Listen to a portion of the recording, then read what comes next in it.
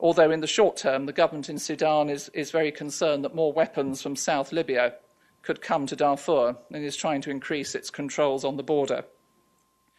UNAMID has in recent months tried to adopt a more robust force posture, but they still face a lot of access problems, restrictions on the use of their helicopters, and a huge backlog of visas.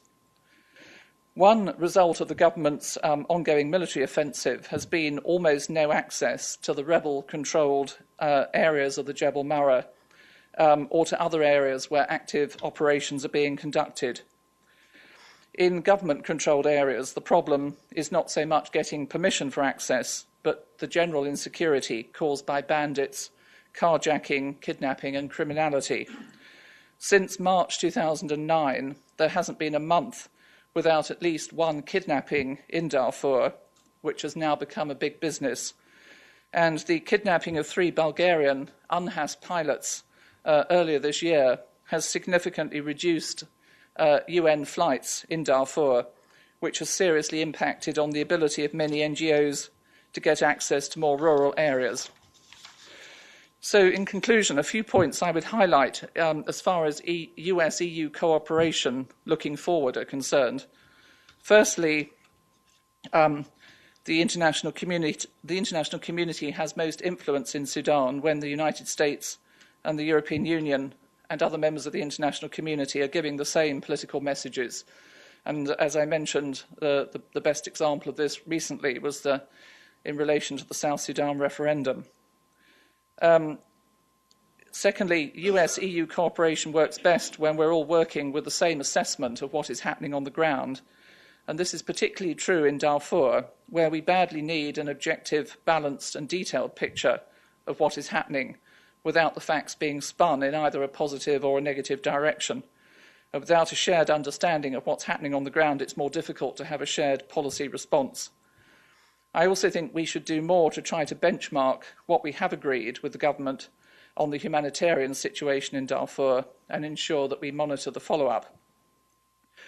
In South Sudan, the work being done by the European Union to develop a new comprehensive approach, I think, should be closely coordinated with the planning being done by USAID, as well, of course, with the United Nations as they plan their new UNMISS follow-on mission. And in the 3 areas and along the north-south border, the European Union is looking to use its instrument for stability to underpin the concept of soft borders and to promote intercommunal dialogue. And here again, there's a lot of scope for cooperation, I think, between the EU and the United States. So finally, from the European Union's perspective, it's very important indeed, we think, for the US and the EU to cooperate to the maximum extent possible over the coming critical period to move forward what will be an extremely challenging agenda. I think the fact that post-Lisbon, following the Lisbon Agreement, the EU is trying more than before to bring together the various strands of its policy, the various instruments at its disposal, is a positive step in this context. As the European Union Special Representative for Sudan, I also try to act as a focal point within Brussels for cooperation with the United States. So I certainly look forward to working very closely indeed with the new US Special Envoy, Ambassador Princeton Lyman, with whom I've already got extremely good cooperation, and with Ambassador Dane Smith to take this forward. Thank you very much.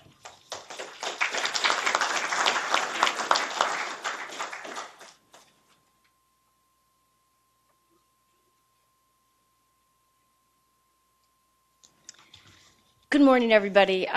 It's great to be here, and thank you, Wendy, for inviting me. Pleased to be here. And the beauty of being the fourth is that you get to just fill in the gaps. And I also, as the representative from the U.S. Agency for International Development, very much, I think, am serving as a bridge to the next panel. And we are talking today about the political and diplomatic dimensions, which, from my perspective, I think are inextricably connected to the development dimensions as well. And I wanted to highlight a few issues. The first is that, there were very dire predictions going into the referendum vote. For several months prior to that vote, there were enormous and well-founded concerns that the vote would not come off successfully, that there would be violence. It was because of absolutely the determination of the Sudanese people on both sides. It was also a coordinated and concerted support from the international community. And a couple of lessons that I learned from that process. The first is that as we began in November, December, really looking at the referendum being upon us, there was an amped up effort to do contingency planning. And what we learned is that we have lots of different assumptions when different parts of the international community does contingency planning. Some parts looked at it on a needs basis. There could be this many people who needed food, this many people who needed shelter. Others did it on a geographic basis. These were the hot spots. These are the areas that could be the most troublesome. And others looked at it on a scenario basis.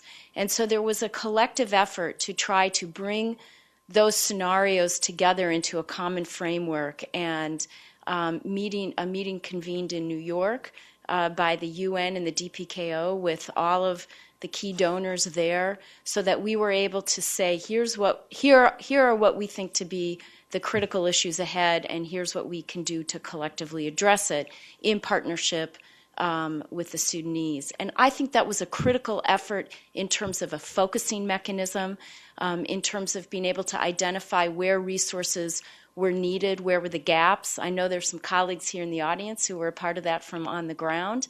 And it was an important contribution, I believe, to averting some of the critical crises that could have derailed a more successful vote.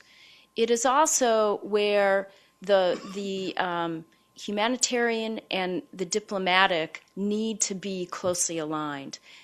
In December, there were reports coming out of Southerners in Khartoum stranded on the streets with all of their belongings. And the reports were becoming increasingly alarming. There were 10,000, there were 20,000, there were 40,000 people, according to various reports, pooled on the streets, waiting for transport that wasn't coming.